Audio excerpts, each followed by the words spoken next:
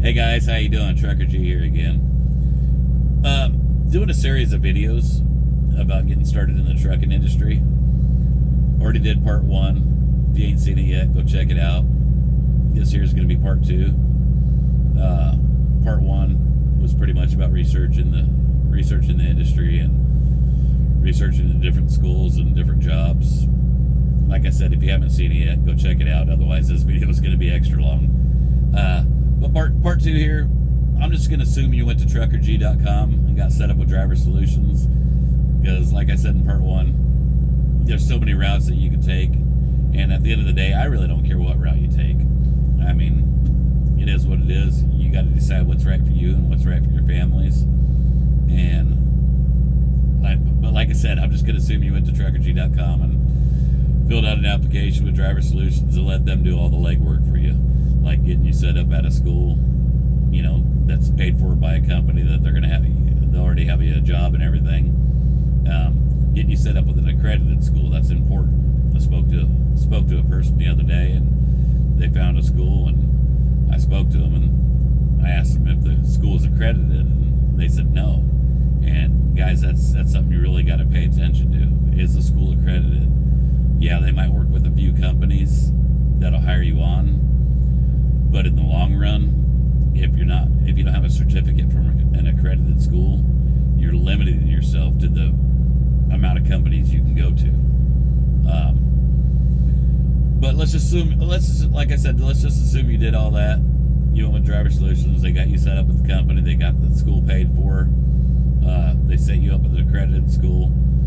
They're going to set you up at the motel to go to that school. That school might be in your state. It might be out of state. It just kind of depends on where you are. I don't know. That's just something you're going to have to figure out with them, let me adjust myself, get a little uncomfortable here.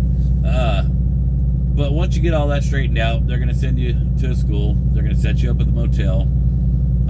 What you need to do is you need to make sure you got enough finances. I mean, some of the companies that they set you up with, they will give you like a food allowance. Some won't. That's something you need to ask and be prepared for. If they set you up with the food allowance, find out what that food allowance is, and if that's enough to cover you for those 4 weeks, sometimes 5 weeks. I don't know. It just depends on you and depends on the school. If they don't give you a food allowance, well, you need to figure out what it's going to cost to basically buy food. You can eat Top Ramen every day for that 4 or 5 weeks. Some people do. I mean, I've taught hundreds of students, and a lot of them lived off Top Ramen. If you can, well, your budget's going to be low. If you can't, you better be prepared to pay, the higher price meals. A value meal is almost $10, isn't it? So times that times two, lunch and dinner. Most of the motels that they set you up with usually have some kind of continental breakfast or something like that. Speaking of the motels, a lot of the motels have a shuttle. I know in Springfield, Missouri, the motel that they set you up with has got a shuttle that took you back and forth to school.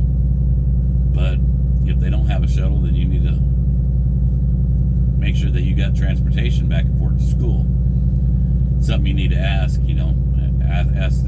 ask Driver Solutions or ask the company that you're going with or the school that you're going with if they provide transportation. Make sure you pack enough clothes. Bring some laundry detergent. 4 weeks worth of clothes. I don't think I own 4 weeks worth of clothes, so you'll be doing laundry unless you want to be dirty. Another thing that you're going to do before you even go to school is you need to be studying for that CDL exam, to get your permit. A lot of guys, they go and get their permit before school.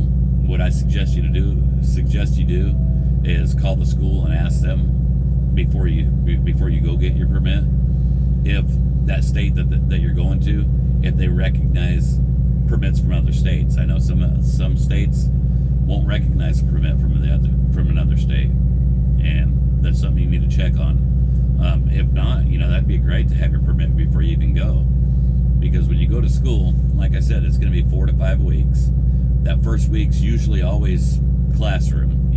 You're going over math books, trip planning and preparing for your CDL test or your written exam for the permit. If you haven't already, well, that first week's going to be a breeze. You can focus more on the trip planning and other things. If you don't have your permit, well, that first week's to get your permit, you know. But you want to study and you want to be prepared before you even go to the classroom, you know. It's kind of nice to know what a kingpin is before you get there and they talk about a kingpin and you have no clue what they're talking about. You know, that's just an example. There's just kind of a lot to do, a lot to learn in a short period of time. You know, I hear guys out here on the road, they talk about, well, what are these truck driving schools teaching these students? And what they don't realize is they're not there to teach you to be a truck driver. They're there to teach you to get a CDL. That's it. That's all they're for. So if you don't feel like you're a truck driver once you get out of school and you go to do your training at a company, it's because that's not their job. Their job is to get your CDL. They can't teach you to be a truck driver. That can't be taught in 4 to 5 weeks. Trying to think if there's anything else that you really need to. There's just so much, man.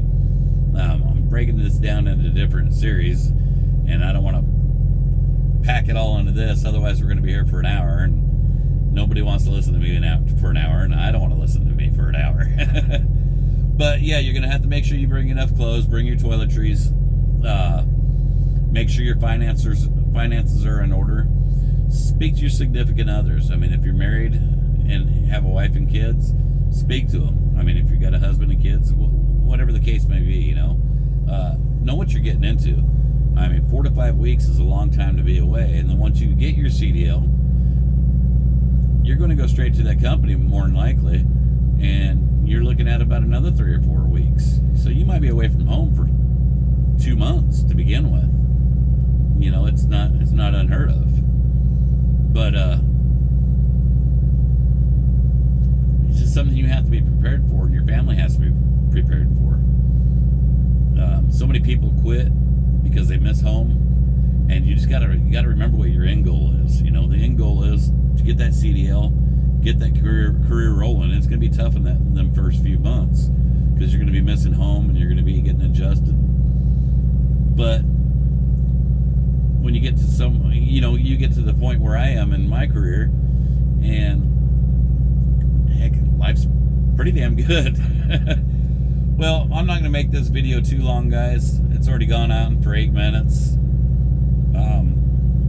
I'll try to be a little more prepared on my next video. Because like I said, there's just so many different outcomes to different scenarios. That's the word I'm looking for. So many different scenarios to this. It all just depends on what route you take, and just be prepared. You know what you're getting into. I mean, you're not going to be totally prepared. You'll have an idea what you're getting into, but just make sure your family's prepared for you to be gone that long, and make sure you're prepared to be gone that long. Guys, I appreciate you listening to me. Y'all have a good day. Be safe.